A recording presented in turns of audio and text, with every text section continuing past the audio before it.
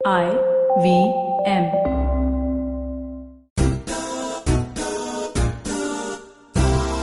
High, welcome to गोल गप्पा with Trupti Khamkar. Of course अजून एक वेनसडे, आणि तुम्हाला माझी सवय झालीच असेल जेव्हा मी म्हणते की आज बुधवार आहे आणि आपण परत एकदा घरीच लॉकडाऊन मध्ये बसलोय, कारण आम्ही मुंबईची लोक रेड झोन मध्ये आहोत. तर मला माहित नाही, आता हा मी जो एपिसोड आहे ना तो लॉकडाऊन मध्येच रेकॉर्ड केलाय. तो आय एम होपिंग की रिलीज होईपर्यंत आपलं लॉकडाऊन संपलेलं असेल, पण नसेल तर I am sorry, but golgappa is on. आणि मला खूप मजा येते लॉकडाऊन मध्ये. नॉट दॅट मला घरी बसताना मजा येते, पण घरी बसल्या बसल्या माझे काही खूप जवळचे, खूप प्रिय असे काही गेस्ट आहेत जे मला हाताला लागलेच नसते स्टुडिओमध्ये आणायला. अशी लोक मला फटाफट घरी सापडत आहेत, त्यामुळे मी त्यांना पकडते, त्यांना ऑनलाईन बोलवते आणि त्यांच्यासोबत गोलगप्पा रेकॉर्ड करते.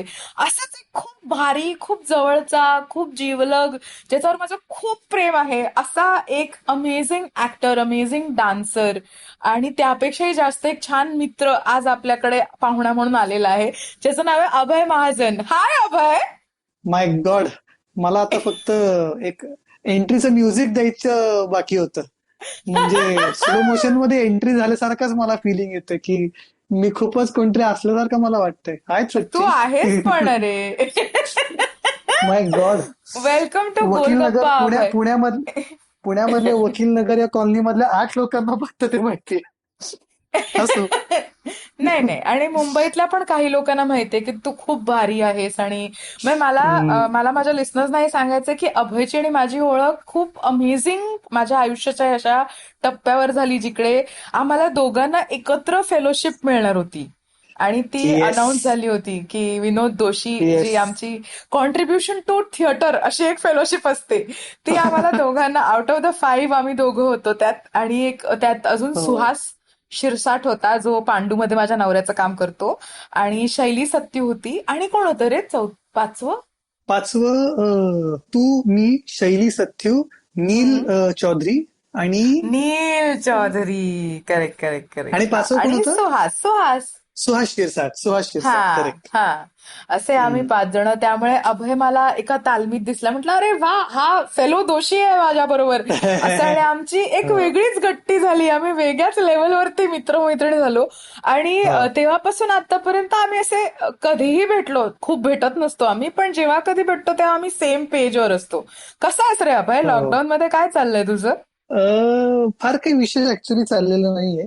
म्हणजे खरं तर ऍक्टर्सला सतत असं एक होत असतं की हे पुढचं काम काय, पुढचं काम काय. म्हणजे हम्म जेव्हा आपल्याला मोकळा वेळ मिळतो तेव्हा खरं तर सतत काम काम काम काम असं झालेलं असतं. हम्म पण हम्म समहाऊ या लॉकडाऊन मध्ये मला पुढचं काम या गोष्टीचे फार विचारच येत नाहीयेत. म्हणजे जी मला फार गंमत म्हणजे माझ्या आयुष्यात टेन्शन आणि एन्झायटीज नाहीयेत असं नाहीये. त्या आहेत. त्या त्या वेगळ्या आहेत. हा. पण जनरली ऍक्टर्सला ती एक काम नसतानाची एक हे असते ना की अरे पुढचं कामाचं काय काय काम असणार हम्म आहे, काय हम्म प्रकारचं काम, आणि अरे कामं कॅन्सल झाली, पैसे नाही मिळाले, हे ते नाही झालं. हम्म सो त्या सगळ्या गोष्टींनी मला ऍक्च्युली आता खरं तर काहीच एफेक्ट झालेलं नाहीये त्या अर्थाने. एक गोष्ट हम्म. उलटी चांगली झाली आहे की लक्षात येते की किती कचरा काय काय चालू होता बाकीच्या लोकांचा आजूबाजूला पण कामाचा, आणि आपणही खरं तर नक्की कशा कशामध्ये आपण आपले हात घातले होते. हा.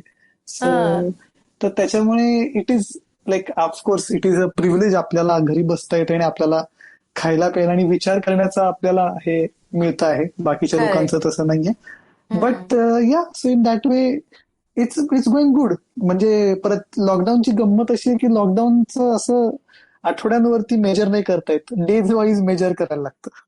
कारण की म्हणजे लॉकडाऊनचे डेज वेगळे वेगळ्या प्रकारचे असतात. की ओके आजचा डे असा होता, हो आजचा डे असा होता, असं हा. वेगळं वेगळं. आणि आता आणि उद्या आता काय आहे? हा, आणि आता रुटीन लागलेलं आहे लॉकडाऊनचं काहीतरी की अरे मी दुपारी 1 वाजता हे करतो, हा. सगळं असं घरात राहून राहून झालेलं आहे. बट गमतीशीर आहे. क्रेझी आहे.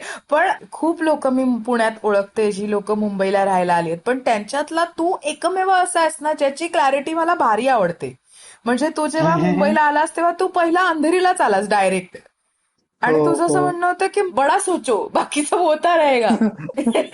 हा, आणि मला हे माहिती होतं की गोरेगावमध्ये खूप खूप जास्त मराठी माणसांविषयी मला राग नाही. मी स्वतः मराठीच आहे. पण हा. बऱ्यापैकी म्हणजे अर्धे पुण्यातले लोक शिफ्ट होऊन तिथे गोरेगावला गेलेले आहेत. करेक्ट. त्यामुळे गोरेगावमध्ये मुंबईचे कमी आणि बाहेरचेच लोक, बाकीचे पुण्यातलेच लोक जास्त राहतात तिथे. मी तिथे गेलो असतो तर परत मला पुण्याचाच फील आला असता, आणि जो मला अजिबात नको होता तो मला पुण्यात मिळतो, हम्म. कारण की हम्म. सो आणि ऍक्च्युली हा म्हणून पण त्यामुळे मला असं वाटत होतं की तुझ्याने इन्स्पायर होऊन मी पण अंधेरीला आले, माझं गोरेगावचं घर एका पुणेकराला भाड्यावर देऊन. आणि तू शिवानी चांगसाले बरोबर राहतेस, हो, मी शिवानी ट्रँक साले बरोबर राहते. आणि Shivani is such a good friend. मी त्या घरी किती वेळा राहिलेलो आहे. काय म्हणतो? अरे तू शिवानीला विचार. शिवानीनी जंगल बुक नावाचं नाटक डिरेक्ट केलं होतं, हो त्यामध्ये मी मंकी आणि वल्चर अशी कामं हो करायचो, डबल रोल.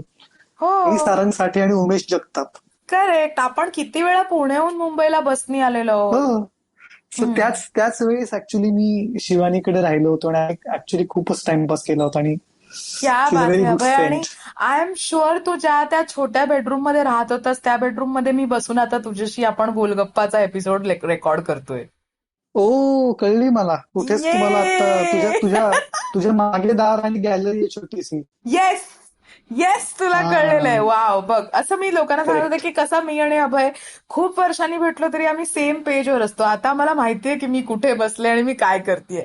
वेल अभय, आपण हम्म, परत एकदा गोलगप्पाकडे येऊया, कारण आपल्या गप्पा चालूच राहतील.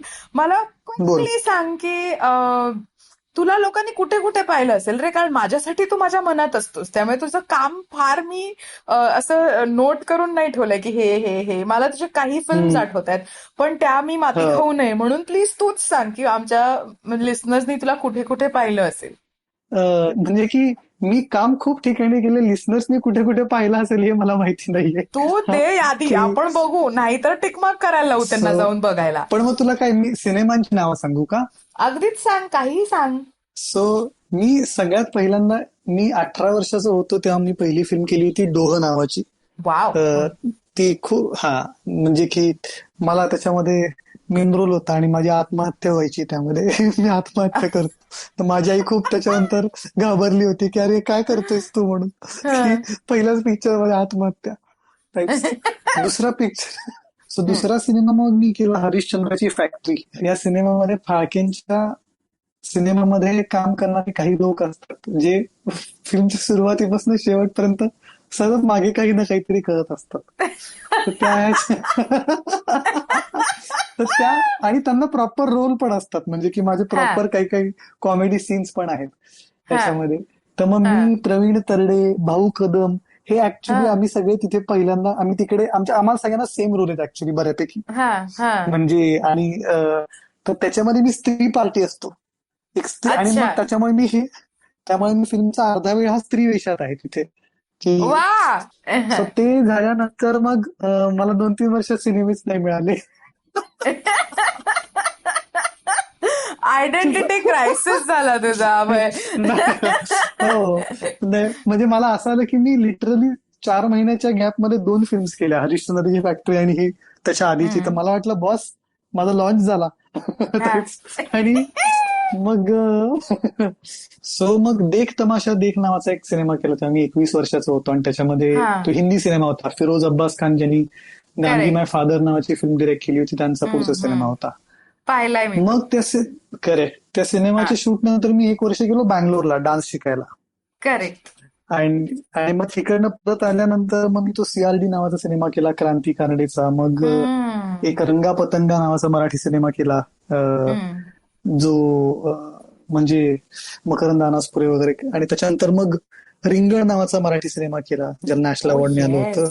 ओ येस. आणि मग ते झाल्यानंतर मी टीव्हीएस पिक्चर्स केलं सिरीज मध्ये. अरे या. आणि मग ते ओ माय गॉड. ते कसं विसरले मी. मग पिक्चर्स त्याच्या त्याच्या केल्यानंतर मग पहिल्या मीटिंगला तू माझ्यासोबत मला भेटला होतास आणि मी तुझ्यासोबत तिथे ऑफकोर्स, आले होते त्या येस मीटिंगला तुझ्यासोबत. येस, तू मला सोडलं होतंस तिकडे तुझ्या गाडीनी. हो. सो सो माय गॉड, काय डेंजर. मला काय आठवलं आता, बापरे, मला आठवला तो अख्खा दिवस आठवला. काय ना. अं, हो, खरंच. आणि मग ते हा. झाल्यानंतर मग तो गच्ची नावाचा मराठी सिनेमा केला मी. मग हो, जिथे तुझा ऍक्सिडेंट झाला होता. येस, माझ्या डोक्याला लागलं होतं तेव्हा. मग हम्म. लकी हम्म. नावाचा सिनेमा केला. हम्म. त्याच्यानंतर मी ऍक्च्युली लकीच्या आधी मी 3 सिनेमे केले जे हम्म. बाहेरच येत नाहीयेत. एक त्यातला आता आला अश्लील उद्योग मित्रमंडळ. त्याच्यानंतर मी हो. एक त्रिज्या नावाची जी एक फिल्म केली जी बऱ्याच फेस्टिवल्सला गेलेली होती आणि त्यामध्ये मी एकटाच आहे. हम्म. ती ऍक्च्युली माझी खूप जवळची फिल्म आहे पण ती येत नाहीये. मग मी एक ऍक्शन फिल्म केली ती पण अजून बाहेर आलेली नाहीये. हा. त्याच्यामध्ये हार्ड कोर ऍक्शन म्हणजे की तो जो आमचा जो डिरेक्टर होता तो सरकार 3चा वगैरे चीफ एडी होता आणि एक सरकारच्याच मिनिट, ही ती डीओपीने ती फिल्म आहे फिल्म जी शूट अमोल केलेली. राठोडनी शूट केली. करेक्ट, अमोल राठोडनी शूट केली. करेक्ट. ये हा. आणि तर ते 2 सिनेमे अजून बाहेर नाही आलेले ते. हम्म. आणि आता मी मागच्या वर्षी एक लकी मग ती रिलीज झाली. मग आता मी मागच्या वर्षी अवांछित नावाची एक फिल्म केली ज्यामध्ये मी, मृण्मयी गोडबोले आणि किशोर कदम आहे. ओ वाव. आणि जी तुम्ही कलकत्त्याला शूट राक्षस. केली. करेक्ट, ती अख्खी फिल्म कलकत्त्याला शूट झाली आणि हम्म. ती होईल रिलीज कधीतरी. आणि बाकी काय काय मध्ये मध्ये मी करत होतो ते आता हम्म. पुढे आठवेल तर सांगत जाईन. क्या बात आहे. आता आपण अजून थोडस मागे जाऊया, रिवाइंड करूया येस येस. आणि थोडस अजून म्हणजे लहानपणापासून की शिक्षण कुठे झालं, वेड कसं लागलं या हो नाचाचं आणि हो. अभिनयाचं, इकडनं सुरू करू. सो मी ऍक्च्युली माझा जन्म कराडमध्ये झालेला आहे. हम्म. आणि माझे वडील हे बीडचे आहेत आणि आई तुळजापूरची, त्यामुळे मी मराठवाड्याचा आहे. काय बोलतो? हो. हे सो मला माहितीच नव्हतं. हो, ऑफकोर्स तुला अशा बऱ्याच गोष्टी कळू शकतील आता. म्हणजे तू वामन केंद्रेंचा असा अगदी जवळचा माणूस आहेस. No comments. बरं बरं, पुढे. सो मग आणि माझे वडील जे होते ते डिस्ट्रिक्ट कोर्ट जज होते, त्यामुळे हा. खूप त्यांच्या बदल्या होत राहायच्या. तर तसं होता होतं त्यांचं कराडला जेव्हा पोस्टिंग होतं तेव्हा माझा कराडला जन्म झाला. आणि मग त्याच्यानंतर मग आम्ही परत कुठे कुठे होतो, मग त्यांनी ते सोडलं आणि ते पुण्याला आले. आणि मग फ्रॉम 93 ऑनवर्ड्स आम्ही पुण्यामध्ये आहोत. मला 2 मोठ्या बहिणी आहेत. एक 6 वर्ष मोठी आहे माझ्यापेक्षा, एक 8 वर्ष मोठी आहे. वाव. आणि येस, सो मग मी इकडे आल्यानंतर अभिनव विद्यालय मराठी माध्यम या मराठी मीडियम आणि मग 8वी पासून सेमी इंग्लिश अशा हिशोबाने वाव. माझं शिक्षण झालंय. आणि हा. मग त्याच्यानंतर मग मी 11वी मध्ये मला बीएमसीसी या पुण्यातल्या कॉलेजमध्ये ऍडमिशन मिळाली, जिथे खूप सारे फ्रेंड्स मला मिळाले ज्यांच्याबरोबर मी नाटक केले, सिनेमा केले, असे सगळेच म्हणजे. खूप सगळे. आणि हो, म्हणजे की मी 11वी मध्ये आलो तेव्हा अमेय आणि निपुण हे फर्स्ट इयर मध्ये होते. त्याच्यानंतर सारंग साठे आणि ओमकार गोवर्धन हे 2 वर्ष जस्ट आधी पास आउट झालेले होते. आणि माझ्या बॅच मध्ये मी 11वी मध्ये असताना माझ्या बरोबर मी, आलोक राजवाडे, सिद्धार्थ मेनन, आम्ही तिघे एका बॅचला होतो. अक्षय टंगसाळे, आम्ही सगळे एका बॅचला होतो. मग पुढच्या बॅचला आमच्या ओम भूतकर आला. असं असे सगळे मग तिकडे येत येत बीएमसीसीचं हे आणि मग नाटक कंपनी आणि सगळं काय काय काय काय झालं. बेसिकली एक खजिना होता तो असा बीएमसीसी मध्ये. हो हो हो, ऍब्सोल्युटली ऍब्सोल्युटली. खूपच लोक आली तिकडनं अचानकपणे. हा, मग काय मग नाटक कंपनी झाली, मग काय मग तू काय थांबतोयस कुठे आता मग डायरेक्ट. पण मला सांग, नाटकाची आवड तुला कॉलेजमध्ये आल्यावर झाली का त्याच्या आधीच तुला होती नाटकाची आवड, कामं करायची? मला डान्स ही गोष्ट मला भयंकर आवडायची. म्हणजे मी कॉलनीमध्ये, आणि आमच्या कॉलनीमध्ये जो गणपती वगैरे जेव्हा ते असायचा तेव्हा मी लिटरली, मला हे नंतर नंतर आत्ता लक्ष आलं की ते किती, आणि मी असं 6-7 वर्ष व्यवस्थित केलेलं आहे की आम्ही आमच्या कॉलनीचं विसर्जन असं एक साधारण 11 वाजता दुपारी सुरू व्हायचं आणि मग ते 6 पर्यंत चालायचं. मग 11 ते 6 आम्ही डान्स करायचो नॉनस्टॉप तिथे. काय? मग ते 11 ते 6 म्हणजे मी पूर्ण वेळ पहिल्यापासून शेवटपर्यंत. आणि मी खूप फेमस होतो आमच्या कॉलनीमध्ये नाचण्यामध्ये, की सगळ्यांना माझ्याबरोबर डान्स, अरे हा स्टेप्स करतोय त्या स्टेप्स करा, या टाईपचा झोन. आणि मग ते झाल्यानंतर मग आम्ही 8 वाजता लक्ष्मी रोडला जायचो, कारण की लक्ष्मी रोडला पुण्यातली सर्व मंडळं विसर्जनाची यायची आणि तिकडे खूप मोठी म्युझिक सिस्टीम असायची. तर मग आणि तेव्हा 24 तास मिरवणूक चालू असायची ना, की रात्रभर परवानगी होती. तर मग मी तिथे 8 पासून आम्ही एक स्पॉट पकडायचो आणि मग 8 पासून आम्ही सकाळी 5-5:30 पर्यंत तिथे नाचायचो. ए ए तू वेडा आहेस का रे? हो. सो त्यामुळे मी लिटरली म्हणजे मी त्याच्यानंतर आल्यानंतर वेड्यासारखा झोपायचो दमून. माझे पाय वगैरे मला लिटरली काही काही आईने दाबून दिले होते. पण त्या दिवसांमध्ये मी लिटरली असा सहज 12-12 तास म्हणजे की तेव्हा मी प्रत्येक वर्षी नाचलेलो आहे. क्या बात. सो त्यामुळे डान्सची हे आवड होती. मग शाळेमध्ये असताना बेसिक कुठनं तरी कळलं की गंमत जम्मत बालरंगभूमी नावाचा एक प्रकार आहे.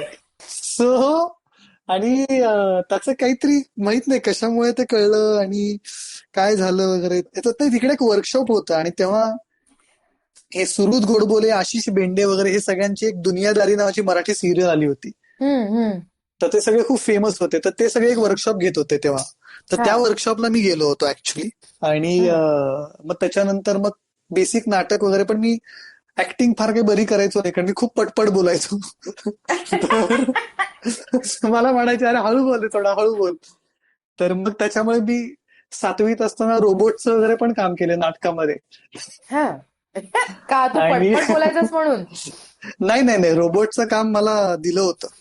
हा. अं, तर आणि मग तशीच माझी प्रगती सुरू झाली. मग मला इमोशनल काही रडण्याचे वगैरे सीन असणारे रोल मिळाले नाटकांमध्ये. वा आणि वा. त्याच्यामध्ये मी स्टेजवर रडून दाखवलं होतं. तर लोकांना वाटलं का ऍक्टिंग करतोय. जमलंय सो जमलंय तुला. सो ते ते झालं काय काय. आणि पण मला ऑफकोर्स मी तिथे असताना पण डान्स आणि लोकांना मी डान्स करतो म्हणून जास्त माहिती होतो. मग मी 11वी मध्ये कॉलेजमध्ये आल्यानंतर मी दोन्ही ग्रुप्स ऍक्च्युली जॉईन झालो होतो नाटक आणि डान्सच्या. एकतर लकीली मी कॉलेजमध्ये आल्या आल्या आमच्या त्या पुरुषोत्तम करंडकच्या नाटकामध्ये मला रोल मिळाला. वा. जे की जनरली लोकांना मिळत नाही आणि आम्ही त्यावर्षी जिंकलोच. त्याच्यामुळे मला खूप पटपट पुढे काय काय कामं मिळत गेली. पण करेक्ट. मग डान्स ग्रुप पण मी हे केला होता. पण डान्स ग्रुपचे लोक मला थोडी बोर वाटली. त्यामुळे म्हणलं आपण डान्स ग्रुप सोडूयात. पण हे तू नाही तर खूप मला कॅन्डिडली बोललायस की डान्स ग्रुपची लोक मला बोर वाटली. पण ते मला वाटत नाही ते ऐकतील हे. बर. आणि मग काय पुढे नाटकच आपलं म्हणजे असं. Very good. मग असं तू अचानक अट्टकलरी तुला माहिती होतं आधीपासनं की तुला तिथे जायचंच आहे, का तुला हळूहळू लक्षात आलं की हा मला आता इथे जाऊन पुढे म्हणजे डान्स मध्ये अभ्यास करायचा आहे? कसं ती हम्म. ट्रान्झिशन कशी झाली तुझ्या आयुष्यात? मला एवढं सिरियसनेस अजिबातच नव्हता त्याच्याबद्दल की डान्स मध्ये काहीतरी. म्हणजे मी 3rd इयर मध्ये होतो. माझं ग्रॅज्युएशन झालं आणि त्याच्यानंतर मी म्हणजे मला शिकायचं काय कळतच नव्हतं. म्हणजे मला एम ए करायचं इकॉनॉमिक्स मध्ये वगैरे असं काय काय वाटत होतं. पण काही मला ती इच्छा होत नव्हती कारण मी अभ्यासामध्ये हुशार होतो तसा बऱ्यापैकी. पण काय शिकायचं कळत नव्हतं आणि हे सगळं अभिनयाच्या बाबतीत पण काय करायचं काही कळत नव्हतं. सो मी काहीतरी नाटकं बिटकं आपली करत होतो आणि माझी एक मैत्रीण होती. मला जनरल अशी मध्येच भेटली आणि ती एकदम अशी सुप्रीम फिट दिसत होती. तर मी म्हणलं अरे काय कुठनं काय एवढी कशी बदललीस तू. आणि तिच्यामध्ये पर्सनॅलिटी मध्ये चेंज झाला होता. म्हणजे ती खूपच वेगळ्या प्रकारची मुलगी अशी अशी खूप भित्रट अशी काहीतरी एक मुलगी मला अशी ती होती. आणि आता ती एकदम इंटरेस्टिंग तिच्यामध्ये खूप चांगलं ग्राउंडेड आणि अशी कॉन्फिडेंट वाटत होती मला. ती म्हणणार तू काय काय काय करून आलीस तू. तर ती मला सांगत होती की ती आता अटकलरी नावाच्या एका ठिकाणी शिकते. आणि म्हणलं काय काय काय करता तुम्ही तिकडे. तर ती मला सांगत होती की आणि तिकडे म्हणजे so you dance like for 10 hours a day there. की तुमचे 5-1.5 तासाचे तुमचे 5 क्लासेस असतात विच अमाऊंट्स टू 7.5 hours. आणि त्याच्या आधी 1 तास तुम्ही येऊन वॉर्मअप करता आणि मग नंतर 1 तास तुम्ही कूल डाऊन करता. Correct. So it's almost like 10 hours of dancing for a year. आणि त्याच्यामध्ये बॅले कलरी पैटू पासून खूप काय काय हे करतात. करेक्ट. आणि मला गंमत अशी वाटत होती की अरे एवढं तुम्ही जर फिजिकली हे करत तर तुमच्या बॉडीवर तुमचं खूप काम होऊ शकतं अशा ह्याच्याने. म्हणलं अरे हे चांगलं आहे. याच्याकडे ट्राय मारून बघायला हरकत नाहीये. आणि ट्राय मग मारून. सो तर त्यांची ऑडिशन होती एकदा म्हणजे पुण्यामध्ये. आणि मी जस्ट तेव्हा 10 दिवसांचं कलरीचं एक वर्कशॉप पुण्यामध्ये केलं होतं. आणि मी तिकडे जे शिकलो होतो ते मी तिकडे केलं. आणि त्यांनी मला सिलेक्ट केलं कलरीवाल्यांनी. वा. तर तर ते म्हणलं आईला सिलेक्ट झालो. असं झालं ते. की मग नंतर लक्ष आलं की ते असं ते जनरल फार तुम्ही ग्रेट डान्सर नसलं तरी सिलेक्ट करतात, त्यामुळे असं काही त्याच्याबद्दल फार नवल नाही वाटलं. बरं, पण तू होतास ग्रेट डान्सर हे तुला म्हणजे मान्य आहे ना? नाही नाही, ग्रेट डान्सर नाही मी, बेसिक खूपच म्हणजे हे मला गणपती डान्स मध्ये मी नॉनस्टॉप आहे मी तिथं. आणि मी गणपती मधला A1 क्वालिटीचा डान्स करतो, म्हणजे हा. तिथे मी म्हणजे तिकडचा मी क्लासी आहे. हा, कळलं. सो गणपती मधला A1 डान्सर असं आपण एक हा हेडिंग करू, हेडलाईन बनवू आपण आपल्या हा पॉडकास्टची. हा. हं. सो आणि मग ते झालं, सिलेक्शन झालं आणि तशी 1 लाख रुपये फी होती. आणि जे माझ्याकरता खूपच विचित्र होतं, कारण की मी BMCC ला शिकत असताना मला फर्स्ट इयरला वगैरे 3,500 रुपये फी होती. हं. तर आणि असं आमच्या घरामध्ये एवढं कधीच कोणी शिकलेलं नाही की ज्यांना 5 वर्षात 1 लाख रुपये द्यावे लागतील. हं. त्यामुळे की ते की एवढे घरच्यांना पैसे मागायचे पण कसं, आणि डान्स करायला जायचंय हे सांगायचं कसं, हेच मला हं. म्हणजे असं नव्हतं की घरच्यांचा विरोध होता. हं. आणि मी इकडे जनरल लोकांना सांगत होतो की अरे त्या डान्सच्या स्कूलला सिलेक्शन झालंय, जावं का नाही कळत नाहीये. हं. तर मला खूप लोक म्हणत होती कशाला चाललंय, काय करणार आहे जाऊन, आणि हं. तिकडनं येऊन परत काय करणार आहे. आणि मला हं. काहीच उत्तर नव्हतं, आणि मला हं. लिटरली मी काहीही रिसर्च पण केला नव्हता. त्यांची वेबसाईट जाऊन बघितलेली आहे आटकलरीची की काय आहे तिकडे, काय सुविधा हं. आहेत, काय शिकवतात, काही असं डिटेलमध्ये काहीच माहिती नव्हतं. हं. हं. ते खूपच इन्स्टिंक्टिव्हली हे झालेलं होतं. हं. सो त्यावेळेस ऍक्च्युली मला क्वासार हं. आणि फॉयझे हे 2 लोक हं. मुंबईमध्ये आहेत, जे मला हो. म्हणाले होते की आय शुड गो देअर. हं. आणि मग आमचा 10 सप्टेंबरला कोर्स सुरू होणार होता. हं. आणि 3-4 सप्टेंबर पर्यंत मी ठरवलं नव्हतं जायचंय का नाही ते. अरे. अ, 3-4 सप्टेंबरला आमचे नाटकाचे प्रयोग होते. आणि मग त्या आणि मला खूप भीती वाटत होती की 1 वर्षाकरता सगळं सोडून जायचं, म्हणजे की ऍक्टिंगचं हं. पण एक तर सोडून जायचं की आपल्याला ऍक्टिंगचं काही काम मिळणार नाही आपण तिकडे गेलो तर. हं. हं. प्लस डान्स करून काय होणार आहे याच्याबद्दल पण काही आयडिया नव्हती. आणि हं. Is it a good thing to live the group right नाव, म्हणजे आता हळूहळू हं. लोक ओळखतायत आपल्याला आणि आपण आत्ताच निघून चाललोय हं. अशा ह्याच्याने. हं. पण समहाव मी 4 सप्टेंबरला तो मी असं मी नेहमी असं करतो की ते मी मोठे निर्णय घेणार असलो की मी पटकन ते सगळ्यांना सांगून टाकतो की मग मला ते कंपल्शन येतं. सो मी चार हो. तारखेला सगळ्यांना आमच्या नाटकाच्या शोच्या इकडे सांगितलं की मी 1 वर्षाकरता बँगलोरला चाललोय, उद्या माझ्याकडे पार्टीला या.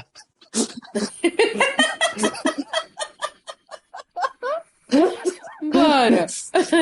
सो मी आणि आणि मला मला ह्या टाईपच्या पार्टीज खूप आवडतात की जिथे सगळ्यांना बोलवता येतं. तर हं. 40 एक लोक आली होती त्या दिवशी माझ्या घरी, सगळे आले वॉव. होते सगळे. हं. आणि मग ते खाल्लं आणि ते सगळं झालं ते. आणि मग मग मी निघणार होतो आणि मग मी गेलो तिकडे. तर मी तिथे हं. गेलो तर कम्प्लीट भयंकर घाणेरडी सुरुवात झाली माझी तिकडे. आणि इट वॉज व्हेरी डिफिकल्ट. आणि फर्स्ट हं. फर्स्ट डेला जेव्हा मी गेलो तिकडे, तर तिकडे 7-8 लोक होते, ते प्रॉपर डान्सर होते. त्यातली एक मुलगी हं. होती, ती डान्स इंडिया डान्स मध्ये पार्टिसिपेट करून शिकायला आलेली होती. वा वा. सो आणि ते म्हणले वॉर्मअप करा. तर मला हं. वॉर्मअप करा म्हटल्यानंतर काय करायचं हे माहितच नव्हतं. सो हं. तर अभय महाजनी व्यक्ती ऍप्स करू लागली की तर तिकडे तर हं. तिकडे एक डान्सर होता, तो म्हणला ब्रो क्या कर रहा है. तर हं. म्हणलं तो म्हणला वॉर्मअप ये क्यों कर रहा है. तर म्हणलं नाही हं. नाही, मैं ऐसे ही करता हूं. असं केल्यानंतर मग मी त्यांना बघून काय काय करत होतो. आणि मग हं. पहिले 3 महिने वर लाईक हेल हेल, म्हणजे की I was always amongst the, म्हणजे ते 3 ग्रुपमध्ये डान्सेस करायचे लोक. हं. तर हं. तिसरा ग्रुप म्हणजे सगळ्यात घाणेरडा ग्रुप, त्यांना जमत नाहीये. सो मी सो मी नेहमी त्या त्या ग्रुपमध्ये मी असायचो की तिसऱ्या ग्रुपमध्ये हं. डान्स करताना. आणि हं. मी एकटाच ऍक्टर होतो तिकडे, बाकी सगळे डान्स आणि ह्याच्याशीच डान्सर. काहीतरी निगडीत. हं. हं. आणि ज्यांना डान्समध्ये काहीतरी करायचं होतं, मला असं काही नव्हतं की हे करून डान्सर बनायचं. सो हं. वेगळाच झोन होता. आणि it was the first time की मी सगळं घर वगैरे सोडून, घरचे हे हं. मित्र वगैरे सोडून बाहेर आलो होतो. आणि लोकांना हं. भाषाही कळत नव्हती. आणि मी घरच्यांना सांगितलं होतं की तुम्ही फीचे पैसे देताय तर राहण्या खाण्याचे पैसे मी माझे माझे मॅनेज करतो, असं मी हं. त्यांना सांगितलं होतं त्या गिल्टनी. हं. हं. सो मी खूपच विचित्र प्रकारचा ची काटकसर करून तिथे जगायचा प्रयत्न करत होतो. आणि असं सगळं काय काय ते इट वॉज व्हेरी, म्हणजे असं नाही की भीक मागायला लागत होती किंवा हम्म, उपाशी रस्त्यावर पडलो होतो, असं नव्हतं.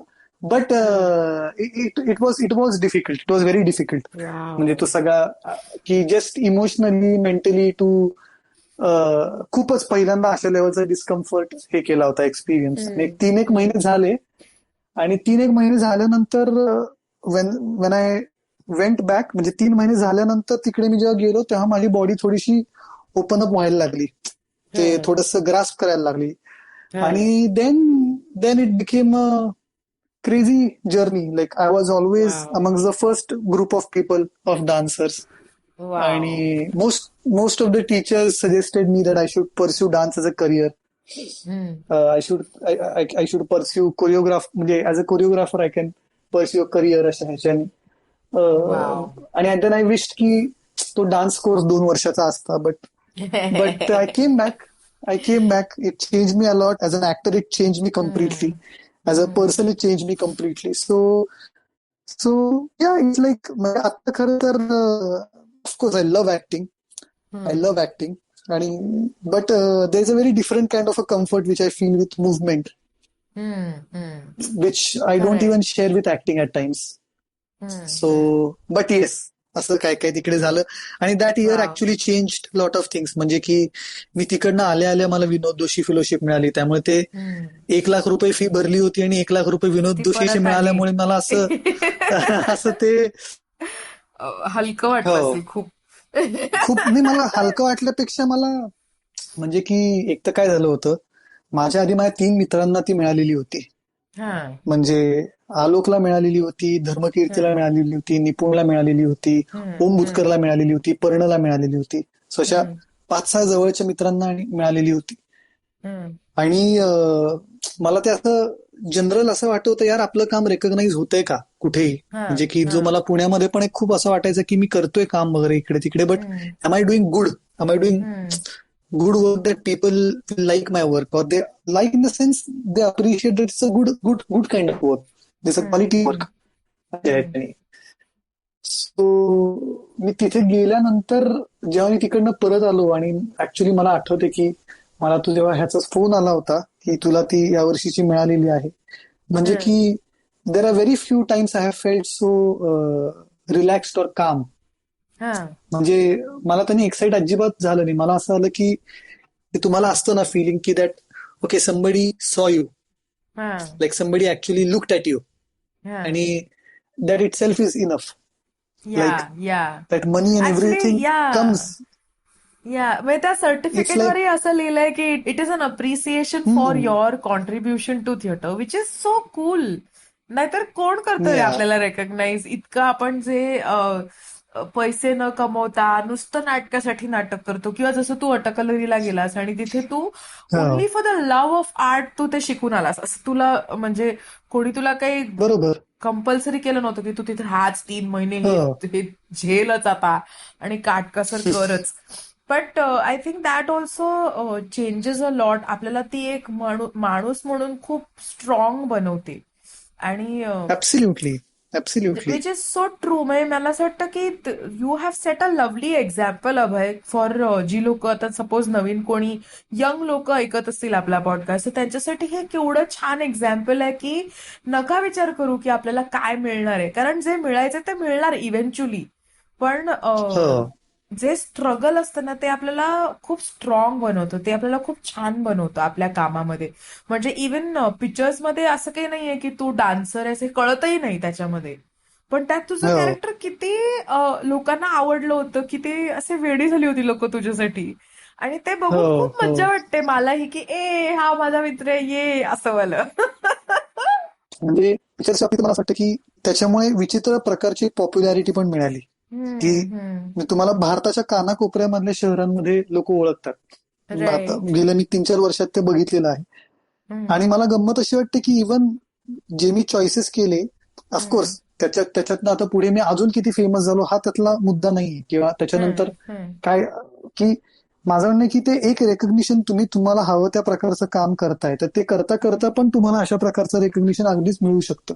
Right right. It is not necessary की तुम्हाला सर्टन हेच केलं पाहिजे. सो ऍक्च्युली मी तर म्हणजे की इवन पिक्चर्स नंतर तेवढी मोठी वेब सिरीज म्हणजे पिक्चर्स 2 येणार होतं पण ते नाही आलं, ते जगाला माहिती आहे. बट मला असं कधी वाटलं नाही की अरे काय आपलं अजून आलं नाही, आपल्याला अजून काहीतरी फेमस करणारं किंवा अजून काहीतरी मोठं फिल्म्स मिळायला पाहिजे होत्या. बिकॉज मला असं वाटतं की ओके लाईक लोकांच्या पूर्ण लाईफ सायकलमध्ये त्यांना असा एक शो करता येत नाही की करेक्ट. जो अशा प्रकारची त्यांना पॉप्युलॅरिटी देऊन जाऊ शकेल. Right. So it is actually it's a good way for me to go back to what I really want to do. Sure. आणि आणि त्याच्यामध्ये सगळ्यामध्ये अशा प्रकारचं काहीतरी परत आलं तर ते बोनसच आहे कारण की तो आपला झोनच नाहीये.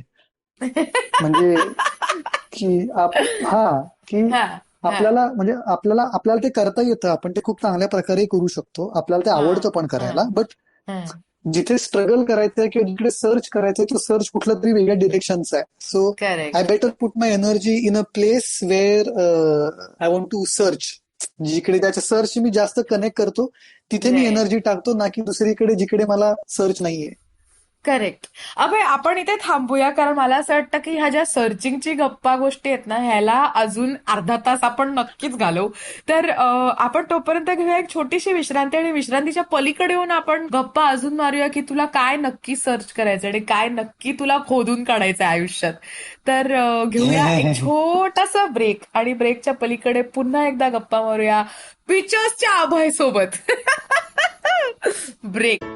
Hey everybody, welcome to another amazing week on the IVM Podcast Network. If you're not following us on social media, please do. We're IVM Podcasts on Twitter, Facebook, and Instagram. I'd like to thank our sponsors this week, Paytm Money.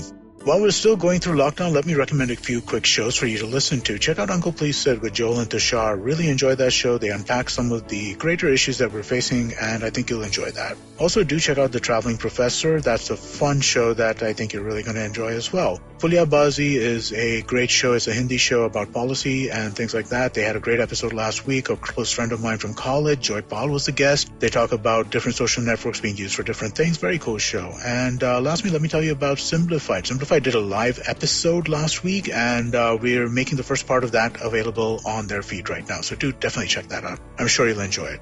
And with that, let's continue with your show. Welcome back. आम्ही घेतली होती छोटीशी विश्रांती कारण नाचणाऱ्या अभयला कधी कधी पाणीही प्यायचं असतं. सो अभय आपण ब्रेकच्या आधी गप्पा मारत होतो की अशी कुठली गोष्ट आहे जी तुला सर्च करायची आणि ज्यात तुला अजून खोदायचंय आणि स्ट्रगल करायचंय ह्याच्याबद्दल आपण बोलत होतो. मला असं वाटतं की मी स्वतःला असं सांगून ठेवलेलं आहे की माझं जे बेस्ट काम आहे ऍज अन ऍक्टर किंवा आर्टिस्ट जे काय आहे ते पोस्ट 40 सुरू होणार आहे. असं तू ठरवलंयस का? हा, असं मला वाटतं सुद्धा. म्हणजे की असं वाटतं सुद्धा आणि मी असं स्वतःला सांगून ठेवलंय कारण की मग मी या वर्षांकडे मी प्रेशरची वर्ष न बघता ओके एक्सप्लोरेशनची वर्ष म्हणून बघू शकतो. बरं.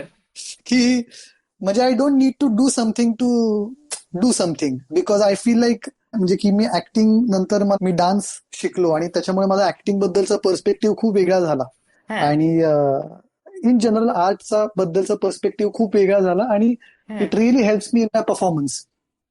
आणि तो मुद्दा तो आहे की to become better as a performer म्हणजे की to have that kind of a strength. So त्याच्याकरता मला असं वाटतं की वेगळ्या वेगळ्या विचित्र गोष्टींकडनं त्याच्याकडे बघितलं पाहिजे. म्हणजे मला असं अजिबात वाटत नाही की तुम्हाला ऍक्टर म्हणून जर चांगलं पुढे काम करायचं असेल तर तुम्ही ऍक्टिंगच शिकली पाहिजे. आणि actually for me when I go away from acting I learn much more about acting. So तसंच आहे म्हणजे की of course I want to explore a lot more with movement आणि डान्स. म्हणजे की आपल्याकडे फिजिकल थिएटरच्या नावाखाली असं नाही म्हणणार मी की फिजिकल थिएटर आपल्याकडे ज्या प्रकारचं होतं त्यापेक्षा मला असं वाटतं की मला काहीतरी एक वेगळा फॉर्म त्याच्यामध्ये बऱ्याच दिवसांपासून दिसतो आहे. I see it in a certain kind of a form. But if I have a little bit more of a skill set and little bit more understanding and education, then I can do it much better. म्हणजे ते नीट explain करशील का? कारण physical theatre ही एक अशी जागा आहे ना, म्हणजे मी पण बरेचदा येऊन जाऊन असते. फिजिकल थिएटर सायकोफिजिकल करून आले, प्री एक्सप्रेशनिझम करून आले, इमर्सिव्ह थिएटर, कॉन्टॅक्ट इम्प्रोव्ह, बरोबर. अशा खूप वेगवेगळे पॉकेट्स आहेत.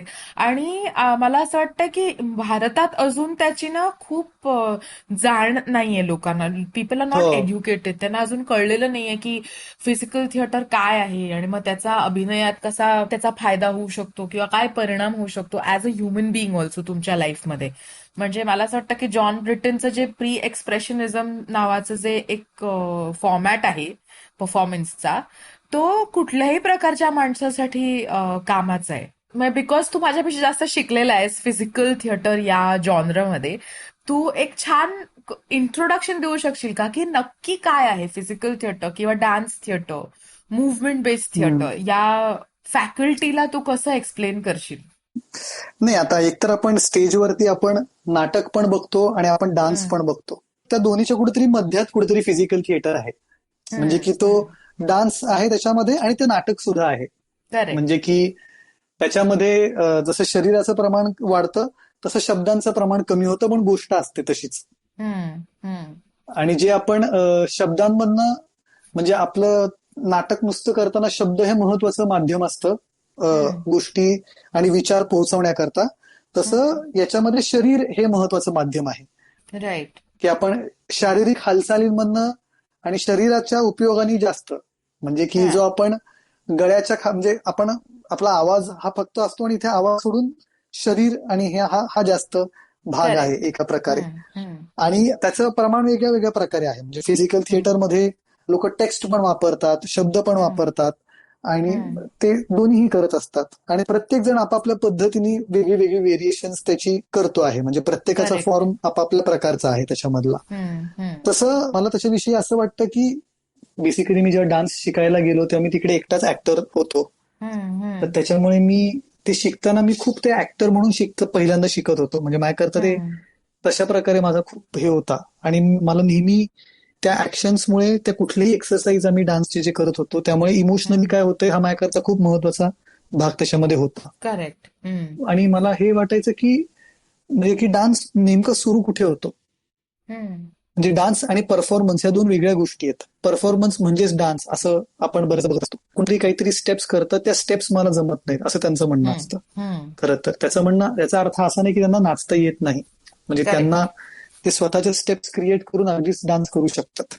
हम्म, म्हणजे मला डान्सची गंमत अशी वाटते की किंवा फिजिकल थिएटर मला ते वाटतं की मला करायला आवडेल की त्याच्यामध्ये हम्म, स्टेजवर बघताना मी लिटरली काहीतरी तो अरे आत्ता तो डान्स करत नव्हता खरं तर, पण हा, अरे आता तो डान्स करतोय. म्हणजे की आपण डान्सकडेच किंवा आपण मुव्हमेंटकडेच वेगळ्या प्रकारे काहीतरी बघू शकतो का. म्हणजे की हम्म, तुम्ही रस्त्यावर चालताय त्या इझनी डान्स करता येऊ शकतो का. हम्म, किंवा हम्म, तुम्ही रस्त्यावर चालताना ज्या प्रकारची क्वालिटी असते हम्म, की खूपच तशा प्रकारे काहीतरी डान्सकडे बघता येऊ शकतो का. असे काय हम्म. काय हे करून राईट. राईट. असं. सो बेसिकली मला असं वाटतं की म्हणजे correct me if I am wrong, की मुव्हमेंट बेस्ड थिएटर जे आहे त्याच्यात आपण हम्म, ऍक्च्युली नाटकाला थोडंसं एक्झॅजरेट करतो आणि डान्सला हम्म, थोडंसं डायल्यूट करतो. हे कुठेतरी बरोबर. मध्ये असतं. आणि मग मला असं वाटतं की बरेचदा असंही होतं की आपण कल्चरली इतके आपल्याला लोकांनी डांबून ठेवलेलं असतं ना की नाही नाही नाच नाही करायचा, नाही नाही तुला नाही जमत, नाही हो, तुला तुझं हो, शरीरच नाहीये. असं काहीच नाहीये. हो. कारण कोणीही नाचू शकतं as long as you have that absolutely. Definition which is perfectly put forward, की तुम्ही तुम्ही चालता, तुम्ही आपली बॉडी मूव्ह करता म्हणजे तुम्ही नाचू शकता. हे 100% हो, आहे. हो, हो. सो अभय, तू बॉडी मुवमेंटचे क्लासेसही घेतोस. वर्कशॉप्स. हा, वर्कशॉप्स घेतोस. तर ते ते जर कोणाला जॉईन करायचं असेल तर कसं करू शकतात? काहीच नाही. मी इंस्टाग्रामवर टाकतच असतो नेहमी त्याच्याविषयी हा. की तुम्हाला आणि की जेव्हा मी करत असतो आणि मी ते खरं तर खूप असे सतत सतत पण करत नाही. म्हणजे मी हा. आता 1.5 वर्षांनी खरं तर 2 महिन्यापूर्वी ते वर्कशॉप केलं होतं. हम्म. कारण की ते बॉडी अवेअरनेसचं वर्कशॉप आहे आणि जवळ मला असं वाटत नाही की मी बॉडी अवेअरनेस विषयी कोणाला काहीतरी सांगू शकतो. म्हणजे की हम्म. मला तो प्रॅक्टिस करायला लागतो तशा प्रकारे काही काळ. करेक्ट. हम्म. त्याशिवाय हम्म. मी ते शिकवू शकत नाही.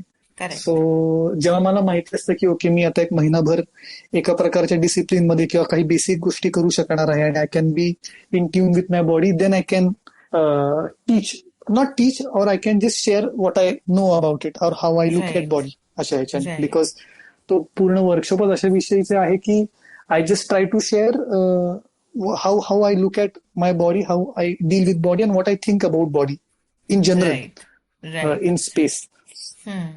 सो पण अभय मला एक गोष्ट सांग ना, आता पण हे बोलता बोलताच मला असं लक्षात आलंय की आता लॉकडाऊन झालं, आता जे हे पेंडेमिक झालंय त्याच्यानंतर बॉडीजचं एकमेकांसोबत इंटरॅक्शन पण कितीतरी बदलणार आहे. हो हो हा म्हणजे जसं कॉन्टॅक्ट इम्प्रोव्ह मध्ये आपण सतत एकमेकांच्या इतक्या कॉन्टॅक्टमध्ये असतो, सतत आपण बॉडीजना सेन्स करत असतो, आपण ग्राउंडला सेन्स करत असतो, आपण ग्रॅव्हिटीला एक्सप्लोर करत असतो वेगवेगळ्या प्रकारे. पण हे सगळं बदलणार आहे, म्हणजे it will take another 5 to 10 years की पुन्हा एकदा आपण कॉन्टॅक्ट इम्प्रोव्ह तितक्याच सोपेपणाने करू, की एकमेकांच्या बॉडीजना ट्रस्ट करून आपली बॉडी दुसऱ्याच्या अंगावर फेकणं हे इतक्या लवकर परत आपण त्या रेजिम मध्ये जाऊ असं मला नाही वाटत. तर हॅव यू थॉट, तुझ्या डोक्यात काही असं वेगळं चालू झालंय का बॉडी अवेअरनेस किंवा मुव्हमेंट बेस्ड? कारण मला असं वाटतं की now it is somebody like you ज्याच्याकडे आय विल लुक आउट की मित्र आता तू सांग काय करायचं फिजिकल थिएटरचं जिथे इतकं डिस्टन्स मेंटेन होऊन काम करावं लागणार आहे आपल्याला. म्हटलं आता जो लोकांना एवढा लोनलीनेस ऍक्च्युली एक्सपिरियन्स होतोय ना लॉकडाऊनच्या काळामध्ये, त्याचं कारण ऍक्च्युली टच आहे. म्हणजे की आपल्याला लोकांना एकतर हात लावता येत नाही, म्हणजे मिठी मारता येत नाहीये, ह्याच्यापासून ते आपल्याला बघता पण येत नाहीये, म्हणजे आपल्या समोर, म्हणजे आपल्याला हात लावायची पण गरज नाही, पण आपल्याला समोर ते दिसणं आणि मित्रच नाही पण आपले पण विविध प्रकारची लोक दिसणं की आणि त्यांच्याशी क्लोज प्रॉक्झिमिटी मध्ये असणं आणि क्लोज म्हणजे की मित्र दिसणं, लोक दिसणं आपल्याला, याच्या गोष्टी हा पण एका इन अ वे टचचाच प्रकार आहे. सो आणि आता घरी अशी गंमत होते की घरातली अरेंजमेंट सगळी सेमच असते, सगळ्या गोष्टी आपल्या कुठे असतात सगळं माहिती झालेलं आहे आणि तेवढीच स्पेस आपल्याला वावरायला असल्यानंतर आपल्याला मुव्हमेंट करायची गरजच एकदम कमी पडते. आणि मग होतं कसं की तुम्ही नवीन स्पेस मध्ये असलात की तुमची बॉडी अलर्ट राहून अजून नवीन नवीन गोष्टी काहीतरी तिला करणं भाग असतं सस्टेन होण्याकरता, सर्व्हाइव्ह होण्याकरता. इथे असं होतं की बॉडीचा यूज इतका कमी होतो आणि आपण छोटे छोटे होत जातो, म्हणजे it's almost like we shrink आणि वी फिजिकली श्रिंक म्हणजे होतं, म्हणजे we physically make our self smaller, what actually happens is we start breathing less आणि if you are breathing less then it affects all over functioning of our body, म्हणजे की सगळ्याच प्रकारे. So त्या दृष्टीने पण शरीराचं कॉन्ट्रीब्युशन खूप आहे, म्हणजे शरीर आता इव्हन ह्याच्या बाहेर गेल्यानंतर आपल्याला, म्हणजे मला तर असं वाटतंय, मला माहिती नाही काय होणार आहे ते, की मला वाटतं की लोक आणि प्रेमाचं महत्व खूप जास्त कदाचित वाटणार आहे लोकांना. ह्याच्या पलीकडे आता पेंटअप इमोशन्स पण लोकांचे खूप आहेत, तर बसा राग पण निघणार, जसे व्हॉल्कॅनिक इरप्शन्स होणार आहेत लोक बाहेर आल्यानंतर. खरंय. हा जर एवढंच बरं अभय, मला सांग, जर कोणाला अजून माहिती हवी असेल तुझ्या कामाबद्दल तर ते तुला कसं फॉलो करू शकतात? आणि तुझ्या म्हणजे जर त्यांना अजून तुला एक्सप्लोर करायचं असेल की तू काय काम करतोस, तुझं काम बघायचं असेल तर तू इंस्टाग्रामवर तुझं हँडल काय आहे? माझं इंस्टाग्रामवरचं हँडल आहे अभय महा. अभय महा. हा बहुतेक तेच आहे, पण नसलं तर अभय महाजन शेअर करा, नक्की मिळेल. बरं ठीक आहे, अभय महा असेल असं मला वाटतं आणि आपल्या पॉडकास्टवरती आपण ते हँडल दाखवूच लोकांना. पण मला सांग, ते काही वाचतोयस पुस्तक किंवा तुला असं वाटतं की लोकांनी हे आवर्जून वाचायला हवं किंवा काहीतरी बघितलंयस जे लोकांनी बघायला हवं, मग ते डान्स बेस्ड असेल तरी चालेल, असं काही रेकमेंडेशन आहे का तुझ्याकडे? हो, खूप. मी आता आयुष्यात प्रथमच बाबासाहेब आंबेडकरांचं अॅनायलेशन ऑफ कास्ट नावाचं पुस्तक वाचलंय आणि मला असं वाटतं की ऍब्सोल्युटली त्या पुस्तकाबद्दल असं म्हणतात की ते आयुष्य बदलवणारं पुस्तक आहे आणि ते मी आता लॉकडाऊन झाल्यानंतर पहिल्यांदा वाचलं आणि मला असं वाटतं की ज्यांना शक्य आहे त्यांनी अगदीच जमलं तर ते वाचावं. अॅनायलेशन ऑफ कास्ट बघण्याच्या बाबतीत मी म्युझिक व्हिडिओज खूप बघतो, मला म्युझिक व्हिडिओज प्रचंड आवडतात. एक चाइल्डिश गॅम्बिनो नावाचा एक आर्टिस्ट आहे, डेव्हिड ग्लोवर असं त्याचं नाव आहे. तो त्याच्यानंतर एक जंगल नावाचं एक म्युझिक बँड आहे जो माझा जीव की प्राण आहे. अच्छा. त्याची त्याची गाणी आणि त्याचं इव्हन त्याचे म्युझिक व्हिडिओज परत सगळे डान्स व्हिडिओज आहेत. तर त्याचं म्युझिक हे मला भयंकर, मला असं वाटतं की जग या साऊंडला चाललं पाहिजे. बरं. त्यांना जो एक त्यांचा साऊंड आहे तो ग्रेट साऊंड आहे आणि ते सगळे डान्स व्हिडिओज आहेत आणि त्याच्यामधले डान्सर्स हे इनक्रेडिबल लेवलचं स्वॅग आहे त्या डान्सर्स मध्ये आणि ते खूपच स्टायलिश आहेत आणि खूपच भारी येते. आणि म्हणजे मी काही खूप सिरीज टाईप्सच्या गोष्टी आता बघितलेल्या नाहीयेत खरं तर. आणि फिल्म्स मी ऍक्च्युली आज खूपच चांगली फिल्म बघितली पण त्याची प्रायव्हेट लिंक मला मिळालेली होती, त्यामध्ये सगळ्यांना बघायला मिळणं अवघड आहे. एक नॅचॉम कॉम्पासा नावाची एक गोवन फिल्म आहे. आणि त्यात माझी एक मैत्रीण आहे पलोमी घोष आणि विजय मौर्या नावाचे जे आपले गृहस्थ आहेत ते पण आहेत. ग्रेट लेखक. त्या सिनेमा करता पलोमीला नॅशनल अवॉर्ड मिळालं होतं बेस्ट ऍक्टिंगचं. अरे वा. सो आणि आउटस्टँडिंग फिल्म आहे ती, मी आज पाहिलेली आहे. पण त्याच्या पलीकडे नूरी बिल्गे सेलाम नावाचा एक फिल्म मेकर आहे. तो फोटोग्राफर होता आणि मग तो आता फिल्म मेकर झालेला आहे आणि मास्टर आहे फिल्म मेकिंग मधला, खूपच भारी. तर त्यांना त्याची एक once upon a time in Anatolia नावाची फिल्म आहे, जमलं तर प्लीज बघा. ओके. येस, आम्ही बघू 100%. मी आधी तुझं ते जंगल नावाचा व्हिडिओ बघणार आहे जिकडे तुला असं वाटतंय की जगाने या म्युझिकवर चालावं.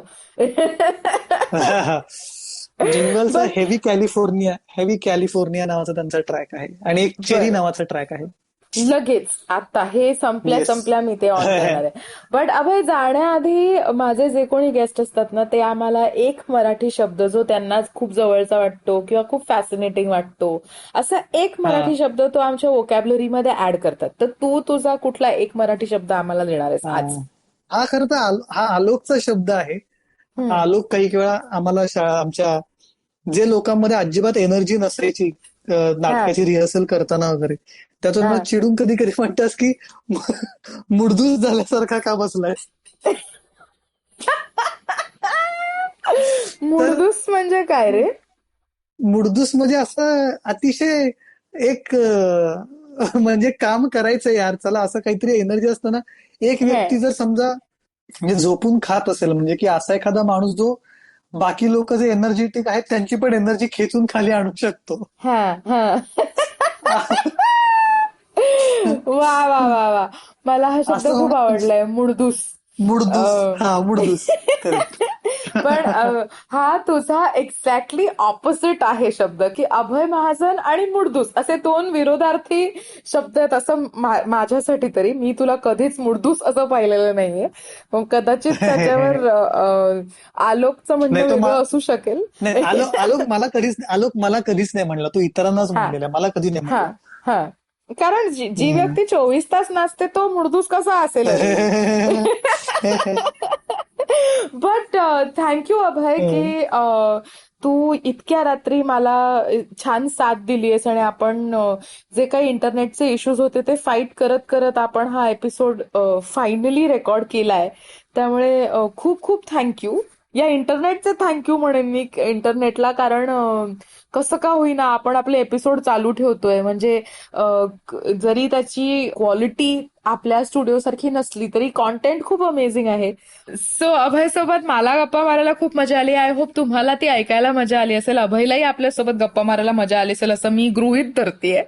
नाही, मला खूप मजा आलेली आहे आणि मला मजा नाही, कारण की मी खरंच सांगतोय की in general like it is a very privilege thing in general. मला आत्ताच्या याच्यामध्ये असं वाटतं की तुम्हाला तुमच्या आयुष्याविषयी बोलायला मिळतं, तुम्हाला कोणतरी तुमच्याविषयी ऐकून घ्यायचं असतं. This is a very nice thing in general.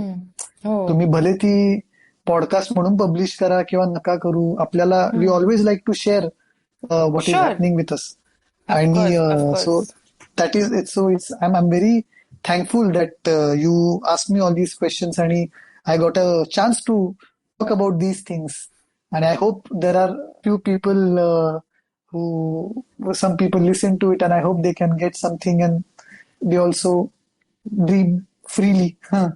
Of course मला असं वाटतं की म्हणूनच हा सगळा खटाटोप आहे अभय, की जी लोक आपलं गोलगप्पा ऐकतात त्यांचं सतत असतं की दर बुधवारी प्लीज तुझा एपिसोड आण. आणि आपल्याला माहितीये की आपण किती मेहनत केली, आपण जवळपास 2 तास घालवले त्याच्या मागे. हॅलो, हा ऐकू येते का? हा हॅलो, थांब पॉज, नाही आता परत नाही, एक तुझा आवाज. सो हे जे काही आहे हे सगळंच खूप फ्रुटफुल वाटतं इव्हेंच्युअली, जेव्हा लोक आपल्याबद्दल आपल्याला आपलं बोलणं ऐकतात, ते आपल्याला कॉमेंट करतात, ते आपल्याला सांगतात की त्यांना खूप आवडला, त्यांचा फीडबॅक मिळतो. तर basically thank you to the audience की तुम्ही आम्हाला इतकं छान प्रेम देताय, इतकं आमचं ऐकून घेताय. क्वालिटी चांगली नसेल तरी तुम्हाला मजा येते आम्हाला ऐकायला. आणि आजचा आमचा एपिसोड कसा वाटला तोही आम्हाला कॉमेंट्समध्ये लिहून सांगा. प्लीज अभयला फॉलो करा, @अभय महा असं त्याचं हँडल आहे, मी सांगते तुम्हाला. मला तुम्ही फॉलो करतच असाल @ऍक्टर तृप्ती. माझा एक युट्यूब चॅनलही मी चालू केलं, ज्याचं नाव आहे ऍक्टर तृप्ती. तो प्लीज फॉलो करा, प्लीज त्याला सबस्क्राईब करा. खूप वेगवेगळ्या गोष्टी घेऊन आम्ही तुमच्यापर्यंत येण्याचा प्रयत्न करतोय. लॉकडाऊनमध्ये सगळेच खूप फ्रस्ट्रेट झालेत, पण आपण हळूहळू एकमेकांना मदत करून ह्याच्यातनं बाहेर निघू. आपल्या व्हॉल्कॅनोला जरा सांभाळून ठेवा.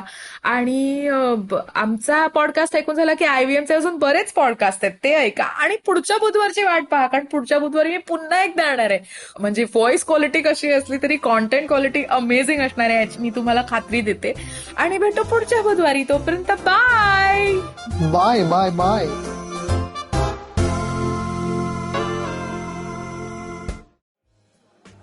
बेटा, did you know 79% of all scientists in NASA are Indian only? देखो, इंडिया में टैक्स सिर्फ मिडिल क्लास भरती है. Everyone is just enjoying free यार. आजकल के youngsters are only interested in partying and enjoying. उनको देश की पड़ी ही नहीं है. बेटा, तुम बस शादी कर लो, उसके बाद तो you can enjoy life like anything. I will tell you what this country needs. This country needs 15 years of dictatorship. That is the only way to become a superpower. See the Chinese, how much they've progressed. सुनो, तुमने ये WhatsApp forward देखा? So what's common between all of these statements? They're all absolutely rubbish. Fake WhatsApp forwards that spread like wildfire. And statements that defy any logic. We are here to debunk them all. Way of family WhatsApp groups, worst nightmare. Where what happens when you read a book.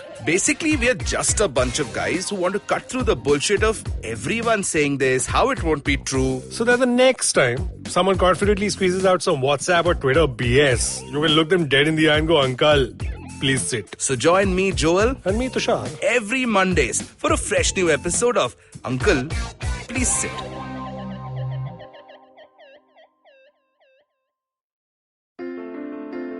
Entertainment is like food for the brain.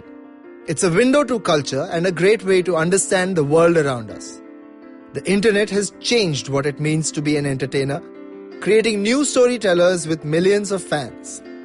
It has spawned a new breed, the story-sellers, those behind the scenes creating the business for this ecosystem. They work with brands, platforms and channels who are keen to capitalize on an audience hungrier than ever for more stories. I'm Vineet Kanabar, and I have a ringside view to how stories are told and sold. On my show, I bring you creators, artists, executives, and marketers for a freewheeling conversation around the business of entertainment. Tune in to Storytellers and Storysellers for personal stories, analysis, and criticism every Thursdays as I talk to the brightest minds telling or selling great stories today.